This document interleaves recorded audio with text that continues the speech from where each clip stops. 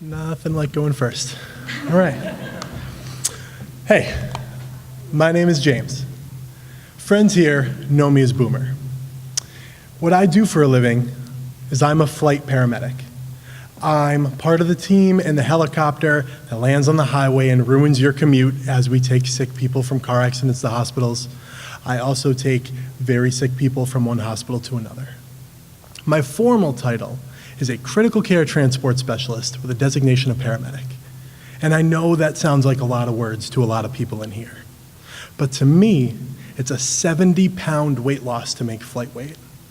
It's more certification exams and board exams than you can shake a stick at. It's nearly 10 years of pre-hospital practice just to make the entry-level requirements to get this job. It involves moving to a new state and knowing only the people that I'd shook hands with during interviews and ride-alongs.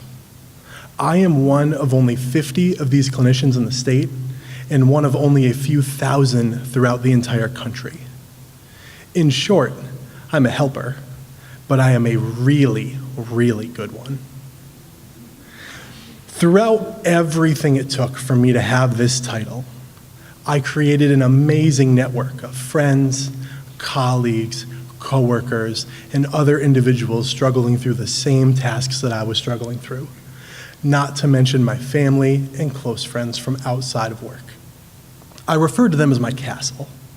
And at the very peak of that castle was a smart, talented, fun-loving, and just utterly brilliant young woman who I'd known for the better part of 5 years and had the honor to refer to as my girlfriend. What you have to understand is being part of my castle was a really sweet deal because I never, ever needed anything from you. Because when you're a helper, you cannot need help. Helpers don't ever need the help. We give it. For a helper to need help is nothing more than an oxymoron. Our profession makes that crystal clear from day one. If you can't help yourself, how do you expect to help other people?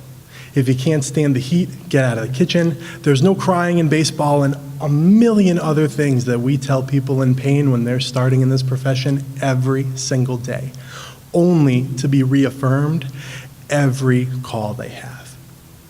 I'm not allowed to need help when I watch the life drain from someone's eyes. I'm not allowed to need help when I lose a fight to save someone's life over hours. I'm not allowed to need help when I watch someone trapped in their car that I simply can't get to. If I was only a few inches closer, maybe I could make it. I can't need help when I hear the scream of a woman who learns that her husband is dying. And I certainly can't need the help when I tell a mother that her child is dead. When I finally decided I need the help, I started at the top of the castle and I called my girlfriend. And I'll tell you that that phone call went to voicemail. And it went to voicemail again at 2:07 in the morning, and again at 2:10 in the morning, and again at 2:15 in the morning when my message went to pick up the fucking phone. I crawled into my house. I drank every last ounce of whiskey that I had, and believe me, that's a lot. I passed out face down in a blood-covered flight suit, holding that bottle of whiskey for dear life. That whiskey that I drank so I could A, finally get some sleep, and B, make some feigned attempt to wash away the shame of being a helper that needed help. I have to admit to you that when my girlfriend woke the next morning, I got the same number of phone calls back that I'd given to her in utter panic mode. What happened? Tell me you're okay. I'm here. What do you need? And I did what every civil servant that you know or that you may be has done. I took a deep breath. I said, I'm fine. It was just a bad call. And it was at that moment, as those words escaped my mouth, I realized that I was at a fork in the road between the typical paramedic bravado nonsense and some sanity. And I took a deep, slow breath, and whispered that I needed some help. That whisper turned into me saying it again to my friends, my castle, my family, and I got that help. And I don't tell you this because I really like to tear up in front of random strangers. I tell you this because one first responder commits suicide every 4 days in America. One every 4 days. Telling my story gave people the freedom to tell theirs. Admitting that I needed help gave people the freedom to admit that they needed help too.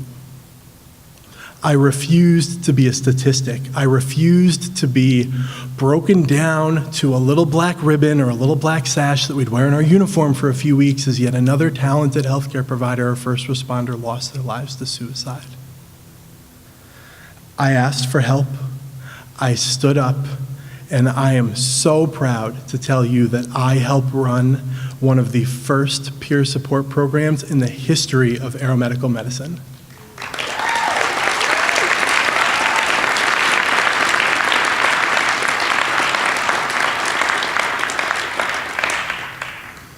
Helpers can need help.